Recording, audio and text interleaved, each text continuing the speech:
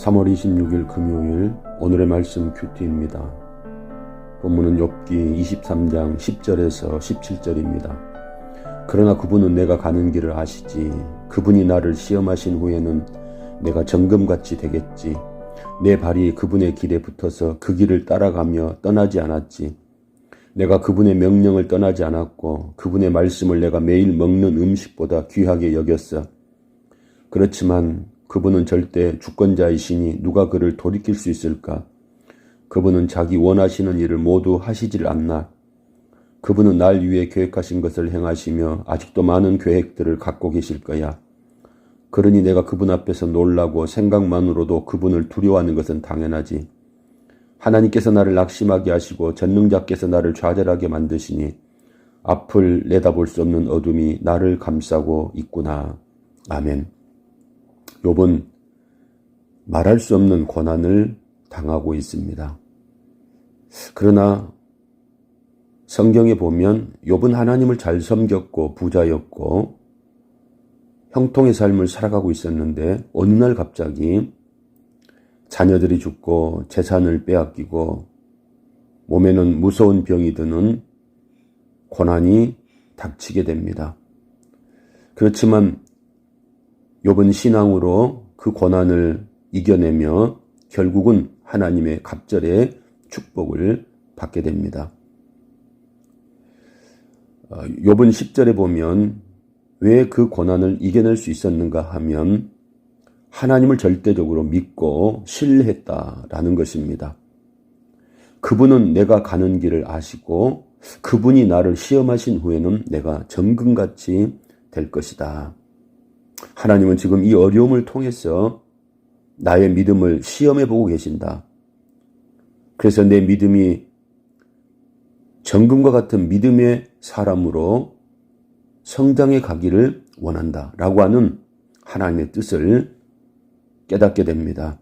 그래서 11절에 그분의 길에 붙어서 그 길을 따라 가며 그분을 떠나지 않았다라고 말씀하고 있고, 그리고 12절에는 하나님의 명령을 떠나지 않았고 그 하나님 말씀을 매일 먹는 음식보다 귀하게 여겼다.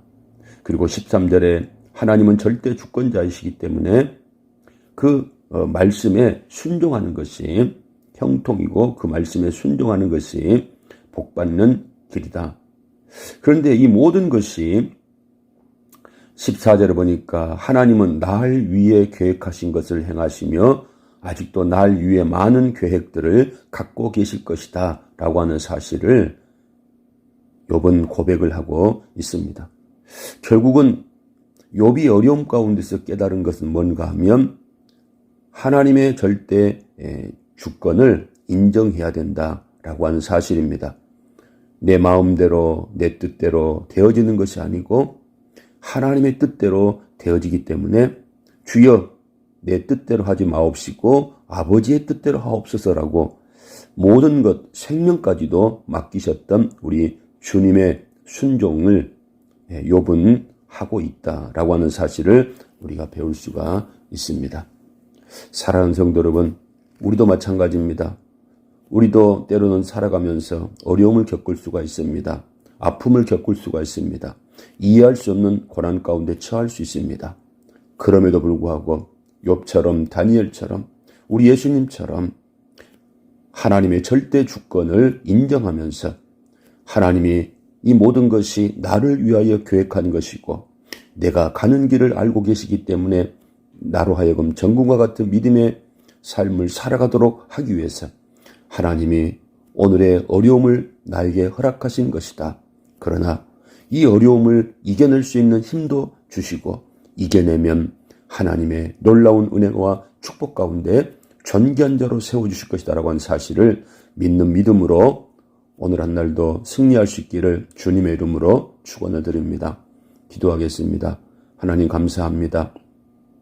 욥이라고 하는 사람을 통하여서 우리가 살아가면서 이해할 수 없는 고난을 당할 수도 있고 힘든 이런 역경의 시간을 보낼 수 있기도 하지만 그럼에도 불구하고 하나님의 절대 주권을 인정하면서 살아계신 하나님께서 사랑하는 성도들의 믿음을 정금과 같은 믿음의 사람으로 세워가기 위하여서, 합력하여 선을 이루시기 위하여서 지금도 일하시고 지금도 사랑하는 성도들과 함께 하신다라고 하는 사실을 믿는 믿음으로 어려움을 이겨내고 역경을 이겨내는 귀한 은혜가 임할 수 있도록 은혜를 베풀어 주옵소서. 예수님 이름으로 기도드리옵나이다. 아멘.